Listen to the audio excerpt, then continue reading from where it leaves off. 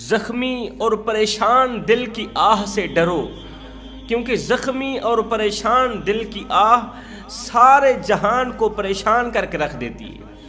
کسی کی دل کو پریشان کرنے کا کبھی سوچنا بھی مت، کسی کو بے سکون کرنے کا کبھی سوچنا بھی مت۔ اگر ایسا کرو گے تو یاد رکھنا، کسی کا ہنستا بستا گھر اجاڑو گے تو یاد رکھنا، زندگی میں کبھی بھی تم سکھ کی سانس نہیں لے پاؤ گے۔ کسی کی زندگی اجیرن بنانے والوں، کسی کو پریشانیوں کی دلدل میں پھنسانے والوں، زندگی میں کبھی پھول کر کے بھی اگر ایسا کرو گے تو یاد رکھنا تمہاری زندگی میں سے سکون، چین و قرار کا جنازہ اٹھ جائے گا۔ تم ساری زندگی سکون کی سانس نہیں لے پاؤ گے۔ اور اگر تم کسی روتے ہوئے کو ایک پل کے لیے مسکرا دو، کسی روتے ہوئے دکھی انسان کو ایک پل کے لیے مسکرا دو، ایک پل کے لیے خوش کر دو، تو قسم خدا کی اس کی ایک مسکراہٹ کے صدقے اللہ تعالیٰ تمہاری نسلوں کو آباد کر کے رکھے، اللہ تعالیٰ تمہاری نسلوں کو آباد کر دے گا۔ کسی روتے ہوئے انسان کو ایک پل کے لیے مسکرا دینا، اس کی پریشانی دور کر دینا، اس کے دکھ بانٹنا، اس کے غم سننا، اس کے سینے کا بوجھ ہلکا کرنا، یہ میرے اللہ کا بہت ہی پسندیدہ عمل ہے۔ اور یاد رکھنا، غریبوں پر ظلم کرنے والا شخص، غریبوں کا حق مارنے والا شخص زندگی میں کبھی بھی اچھا وقت نہیں دیکھ سکتا۔ اس کی زندگی میں اللہ تعالیٰ کبھی بھی اچھا وقت نہیں لے کے آئے گا۔ وہ ہر وقت ہر گھڑی ساری زندگی پریشانیوں کی دلدل میں پھنسا ہی رہے گا۔ جو شخص اپنی طاقت کے بل پر، اپنی قوت کے بل پر، دبدبے کے بل پر غریبوں پر ظلم کرتا ہے، غریبوں پر وار کرتا ہے، وہ ایک شخص تھا اپنی طاقت کے بل پر، قوت کے بل پر وہ کمزور اور غریب لوگوں سے سستے داموں سے لکڑیاں خرید لیتا، پھر بازار میں جا کر مہنگے داموں میں بیچتا اور بڑا نفع کماتا۔ اپنی طاقت کے بل پر غریبوں سے سستے داموں سے لکڑیاں خریدتا، بازار میں جا کر مہنگے داموں میں بیچتا اور بڑا نفع کماتا تھا۔ اور غریب لوگ، مزدور لوگ، کمزور لوگ اس کے حق میں بد دعائیں کرتے تھے، اللہ اس کا ستیہ ناش کر دے، اسے سبق پڑھا، یہ تیری مخلوق کو پریشان کرنے سے باز آ جائے۔ دولت کے نشے نے اسے اس طرح گناہوں کی دلدل میں پھنسایا، اس طرح گناہوں کی دلدل میں پھنسایا کہ باہر نکلنے کو کوئی راستہ ہی نہ رہا، باہر نکلنے کے راستے بند ہو گئے۔ ایک دن ایک اللہ والا اس ظالم شخص کے پاس آیا، کہنے لگا، او ظالم، تو کاٹتا ہے کیا تو سانپ ہے؟ تو ڈستا ہے کیا تو بچھو ہے؟ اور کیا تو الو ہے جہاں بیٹھتا ہے تباہی پھیر دیتا ہے، ویرانی پھیر دیتا ہے؟ اور اللہ کے عذاب سے ڈر، اللہ تعالیٰ جب پکڑتا ہے نا تو پھر اگلی پچھلی برابر ہی کر دیتا ہے۔ اللہ تعالیٰ نے تجھے طاقت ہی کیا دی، تجھے قوت ہی کیا دی، تو اپنی اوقات بھول بیٹھا۔ قبرستان میں جا چکر لگا کیا، تیرے جیسے لاکھوں طاقتور لوگ مٹی کا ڈھیر بنے پڑے، ان کے موٹے تازے بدن، طاقتور بدن خاک میں مل گئے، ان کا زور آور قد مٹی کا رزق بن گیا، ان کی ہڈیاں گل گئیں، ان کا شہرت یافتہ نام مردوں میں تبدیل کر دیا گیا، ان کا خوبصورت مکان قبر میں بدل دیا گیا، ان کا لٹھے کا سوٹ کفن میں تبدیل کر دیا گیا۔ اور تو کس باغ کی مولی ہے؟ اللہ کے عذاب سے کیوں نہیں ڈرتا؟ تو غریبوں پر کیوں ظلم کے پہاڑ کڑکا رہا ہے؟ اس نے کہا، جا جا او اللہ والے، 2 ٹکے کے فقیر، جا یہاں سے دفع ہو جا، تیری نصیحت مجھ پر کچھ اثر نہیں کرنے والی۔ ہے دولت کے نشے نے اسے اس قدر اندھا دھند کر دیا، اس قدر اس کی آنکھوں پر غفلت کا پردہ چڑھایا، دولت کی ہوس نے اسے کہا کہ کیوں نہ اپنا گھر بار سب کچھ بیچ کر غریبوں سے، کمزور لوگوں سے سستے داموں سے لکڑیاں ایک بار اکٹھی خرید لے، پھر صبح شہر جا کر بیچنا، ایک ہی دن میں تو مالا مال بن جائے گا، ایک ہی دن میں تو امیر ترین بن جائے گا۔ شیطان نے اسے اس طرح کا مشورہ دیا، اور وہ ظالم انسان شیطان کے شکنجے میں آ کر اس نے اپنا گھر بار بیچ ڈالا، ہر قیمتی چیز بیچ ڈالی، پورا دن غریبوں سے اپنی طاقت کے بل پر، قوت کے بل پر سستے داموں سے لکڑیاں خریدتا رہا، پورا دن اکٹھی کرتا رہا۔ اس کے پاس جتنا پیسہ تھا سارا کا سارا اس نے لکڑیاں خرید کے ایک سائڈ پہ رکھ دی۔ جب رات کا دوسرا پہر آیا، دوسرے دن کا انتظار کرنے لگا کہ صبح کا سورج طلوع ہوتے ہی میں یہ لکڑیاں بیچ دوں گا اور میں ایک ہی دن میں مالا مال بن جاؤں گا، میں امیر ترین بن جاؤں گا، لوگ میری امیری پر رشک کریں گے۔ لیکن وہ نادان نہیں جانتا تھا کہ اللہ کا ترازو تو انصاف ہی تولتا ہے، وہ رب کبھی دے کر آزماتا ہے اور کبھی لے کر آزماتا ہے۔ صبح کے سورج کے طلوع ہونے کا انتظار کرنے لگا۔ رات کا دوسرا پہر تھا کہ اچانک اس کی لکڑیوں کو آگ لگ گئی۔ اس کی زندگی کی ساری تمام کی تمام جمع پوجی کو، اس کی ذخیرے کو آگ لگ گئی۔ ساری کی ساری لکڑیاں جل کر راکھ ہو گئی۔ ہائے، پھولوں کے بستر پہ سونے والا شخص دوسرے دن صبح سویرے خاک کے بستر پر سویا ہوا تھا، خاک کے بستر پر لیٹا ہوا تھا اور سر پیٹ رہا تھا، ہائے اللہ میرے ساتھ کیا ہو گیا، نہ جانے کس نے میری لکڑیوں کو آگ لگائی۔ کہنے لگا پتہ نہیں کہاں سے آگ آئی ہے، میرا سارا کا سارا ذخیرہ جلا کر راکھ کر دیا۔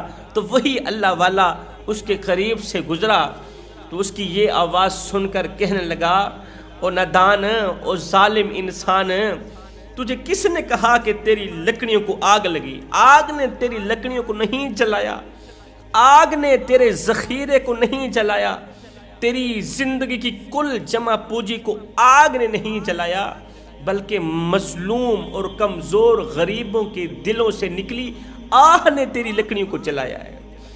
کمزور لوگوں کے دلوں سے نکلی آہ نے، دلوں سے نکلے دھوئیں نے تیری لکڑیوں کو جلایا ہے۔ تو اپنی اوقات بھول گیا تھا۔ اللہ کی مخلوق پر ظلم کرنے والے لوگ بھی کبھی سکھ کی سانس لے پاتے ہیں؟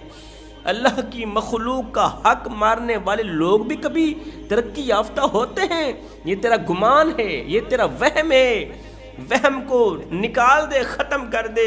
اس لیے کہتا ہوں زخمی اور پریشان دل کی آہ سے ڈرو، کیونکہ جب ایک پریشان آدمی روتا ہے نا، زمانے کا ستایا ہوا، دکھوں کا مارا ہوا، دردوں کا مارا ہوا، اللہ کا ایک غریب بندہ جب روتا ہے نا، جب وہ کسی کے حق میں بد دعا کرتا ہے، اس کے دل سے نکلی آہ ہواؤں کو پھاڑتی ہوئی، فضاؤں کو پھاڑتی ہوئی، ساتوں آسمان چیر کر عرش کا دروازہ جا کھٹکھٹاتی ہے اور اپنی بات منوا کر ہی دم لیتی ہے۔ سیدنا علی المرتضیٰ شیر خدا کرم اللہ وجہ الکریم فرماتے ہیں کبھی بھی کسی پر ظلم نہ کرنا، ظلم ظلم ہی ہوتا ہے، چاہے کسی مسلمان پر ہو چاہے کافر پر ہو، ظلم ظلم ہی ہوتا ہے۔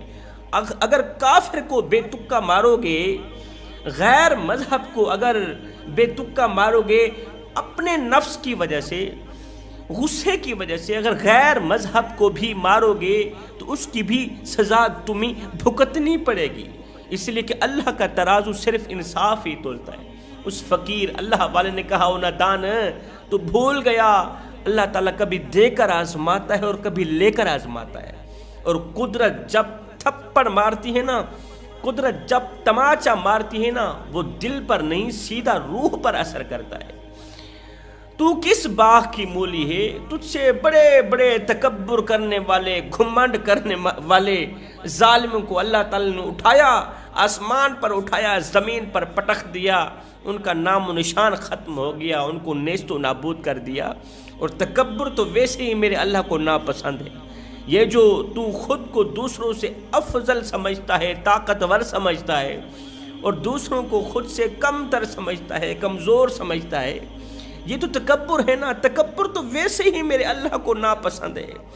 اللہ تعالیٰ ہر ایک گناہ چاہے معاف کر دے گا، لیکن تکبر کرنے والے انسان کو معاف نہیں کرے۔ حضرت سیدنا موسیٰ علیہ السلام نے دونوں ہاتھ اٹھائے، آسمان کی طرف دیکھا، عرض کی، او میرے رب، میری امت میں جو سب سے بڑا عبادت گزار ہے نا، میں اسے دیکھنا چاہتا ہوں، میں اس کی زیارت کرنا چاہتا ہوں، اپنی ان آنکھوں سے دنیا میں ہی اسے دیکھنا چاہتا ہوں۔ جو میری امت کا سب سے بڑا عبادت گزار ہے، سب سے بڑا متقی پرہیزگار ہے۔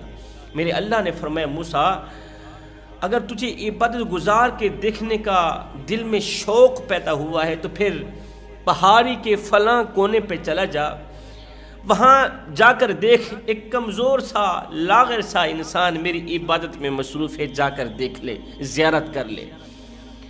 حضرت موسیٰ علیہ السلام کے دل میں شوق تھا اسے دیکھنے کا، زیارت کرنے کا، تو حضرت موسیٰ علیہ السلام گھر سے نکلے، پہاڑی کی اسی چوٹی پر پہنچے، اسی کونے پر پہنچے، دیکھا کہ کمزور سا لاغر سا انسان مصلی پہ بیٹھ کے اللہ کی عبادت میں مصروف ہے، اللہ اللہ کر رہا ہے۔ موسیٰ علیہ السلام اس کے ساتھ جا کر بیٹھ گئے، اس کو غور سے دیکھا، زیارت کی کہ یہی عبادت گزار ہے میری امت کا جو سب سے بڑا عبادت گزار متقی پرہیزگار ہے اور اللہ کا محبوب بھی ہے۔ حضرت موسیٰ علیہ السلام نے اسے کہا اے بندہ خدا، زندگی میں تو نے کبھی کوئی خواہش بھی کی ہے؟ تیرے دل میں کبھی کوئی خواہش پیدا ہوئی ہو، کوئی چیز کھانے کی، کسی کو دیکھنے کی، کسی چیز کا شوق پیدا ہوا ہو؟ تو اس عبادت گزار نے کہا 2 شوق میرے دل میں ہیں۔ پہلا شوق کہ میں حضرت موسیٰ علیہ السلام کو دیکھنا چاہتا ہوں۔ 2 خواہشیں میں نے دل میں رکھی ہوئی ہیں۔ پہلی خواہش میں موسیٰ علیہ السلام کو دیکھنا چاہتا ہوں، موسیٰ کی زیارت کرنا چاہتا ہوں۔ دوسری خواہش میرا دل انار کھانے کو کرتا ہے، انار کھانا چاہتا ہوں۔ اگر آپ مجھے انار دے دیں تو آپ کا احسان ہوگا مجھ پر۔ اللہ کے نبی نے فرمایا تیری پہلی خواہش تو پوری ہو گئی۔ پہلی خواہش یہ ہے کہ میں موسیٰ ہوں، تیرا پہلا شوق پورا ہوا، تو نے موسیٰ کو دیکھ لیا، موسیٰ تیرے دروازے پر آیا تجھے زیارت کروانے کے لیے، تیرا شوق پورا کرنے کے لیے، تیری خواہش پوری کرنے کے لیے میں چل کر تیری چوکھٹ پر آیا، تیری ایک خواہش تو پوری ہوگی، دوسری خواہش بھی میں پوری کرنے چلا ہوں۔ حضرت موسیٰ علیہ السلام پہاڑ سے نیچے اترے انار تلاش کرنے کے لیے۔ اس نے انگور کا کہا یا انار کا کہا، ان دونوں چیزوں میں سے ایک کا اظہار کیا کہ میں وہ کھا لوں تو میری خواہش پوری ہو جائے۔ موسیٰ علیہ السلام پہاڑی سے نیچے اترے، انار تلاش کرتے رہے کافی دیر گزر گئی، خیر انار مل ہی گیا۔ انار لے کر دوڑتے ہوئے حضرت موسیٰ علیہ السلام جب پہاڑی کی چوٹی پر پہنچے، اسی مقام پر پہنچے تو دیکھ کر ایک دم آپ رونے لگے، زاروں قطار رونے لگے۔ اللہ یہ تو نے کیا کر دیا میرے مالک؟ آپ نے دیکھا کہ اس عبادت گزار کی لاش کو کتے بلے کھا رہے ہیں، وہ عبادت گزار مر گیا ہے، جنگلی جانور اس کی لاش کو کھا رہے ہیں، کھا گئے ہیں، ہڈیاں وغیرہ بچی ہوئی ہیں۔ موسیٰ علیہ السلام نے جب اسے اس حال میں دیکھا ایک دم زاروں قطار رونے لگے۔ اللہ تو نے اپنے محبوب بندے کے ساتھ اس طرح کیوں کیا؟ اللہ مجھے بتا تو صحیح، آخر تیرے نیک متقی پرہیزگار نمازی انسان نے ایسا کون سا گناہ کیا تھا جو تجھے ناپسند آیا، جو تجھے پسند نہیں آیا، جس گناہ نے تیرے غضب کو دعوت دی، تیرے غصے کو دعوت دی اور تو نے اسے تباہ و برباد کر دیا، اس کا ستیہ ناش کر دیا۔ میرے اللہ نے فرمایا موسیٰ اس نے گناہ ایک ہی کیا ہے۔ اس کے دل میں شوق پیدا ہوا تھا کہ میں موسیٰ کو دیکھوں۔ میں نے کہا میرے بندے تو بندہ میرا ہے، تیرے دل میں شوق پیدا ہوا ہے تو پھر تجھے موسیٰ کے پاس جانے کی ضرورت نہیں ہے، میں موسیٰ کو ہی تیرے دروازے پر بلاتا ہوں۔ موسیٰ چل کر آئے گا، موسیٰ چل کر آئے گا تجھے زیارت کروانے کے لیے، چل کر آئے گا تیری خواہش پوری کرنے کے لیے۔ لیکن ایک دم اس کے اندر انار کھانے کا شوق پیدا ہوا، انار کھانے کی خواہش پیدا ہوئی۔ جس طرح اس نے موسیٰ کی زیارت مجھ سے مانگی تھی اور میں نے اسے کروائی بھی تھی، اسی طرح اس نے انار کھانے کی خواہش میرے سامنے ظاہر کیوں نہ کی، اس نے مجھ سے انار کیوں نہ مانگا؟ موسیٰ بندہ میرا ہو انار تجھ سے مانگے، بندہ میرا ہو مانگے تجھ سے کیوں جی؟ میں رب کو نیند آ گئی ہے، میں رب مر گیا ہوں، میں رب نہیں رہا، کیا مجھے نیند آ جاتی ہے؟ کیا میں نیند میں تھا، سویا ہوا تھا؟ اس نے تیرے آگے اپنی خواہش کا اظہار کیا، اس نے انار مجھ سے کیوں نہیں مانگا؟ ہائے ہائے، جو اس نے کسی غیر سے مانگا ہے نا، اس کے گناہ کی سزا اسے یہ ملی ہے کہ میں نے اس کی تمام عبادات کو اس کے منہ پہ مار کے رکھ دیا کہ اس نے انار میں رب سے کیوں نہیں مانگا۔ اللہ اکبر، موسیٰ علیہ السلام نے عرض کی یا باری تعالیٰ اس سے بڑا بھی کوئی گناہ ہے؟ میرے اللہ نے فرمایا اس سے بڑا گناہ خود کو دوسروں سے افضل سمجھنا اور میری مخلوق کو خود سے کم تر سمجھنا، یہ بہت بڑا گناہ ہے۔ مطلب کہ تکبر کرنا بہت بڑا گناہ۔ انسان کمزور پیدا ہوتا ہے مگر طاقتور ہوتے ہی خود کو خدا سمجھنے لگ جاتا ہے۔ ہاں کمزور پیدا ہوتا ہے مگر 4 دن کی مہلت پا کر حضرت انسان اپنی اوقات بھول جاتا ہے۔ جب انسان اپنی اوقات بھول جاتا ہے نا پھر اسے اتنا پتہ بھی نہیں رہتا کہ مٹی کا کھلونا جیت جی تو بہت شور مچاتا ہے لیکن جب مرتا ہے تو مر ہی جاتا ہے۔ اے حضرت انسان تیرے غرور کی اوقات تو بس اتنی سی ہے کہ جب تو دنیا میں آیا تھا تو لوگوں نے ہی تیرے ننگے وجود کو ڈھانپا تھا اور جب تو دنیا سے گیا تھا مرا تھا تو لوگوں نے ہی تیرے ننگے وجود کو ڈھانپ کر تجھے رخصت کیا تھا۔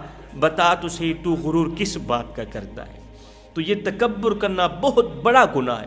اللہ کی مخلوق پر ظلم کرنا بہت بڑا گناہ ہے۔ لوٹ مار کرنا، کسی کو دھوکہ دینا، فریب میں ڈالنا، ان گناہوں سے جلد از جلد توبہ کر لو، معلوم نہیں پھر فرصت ملے نہ ملے۔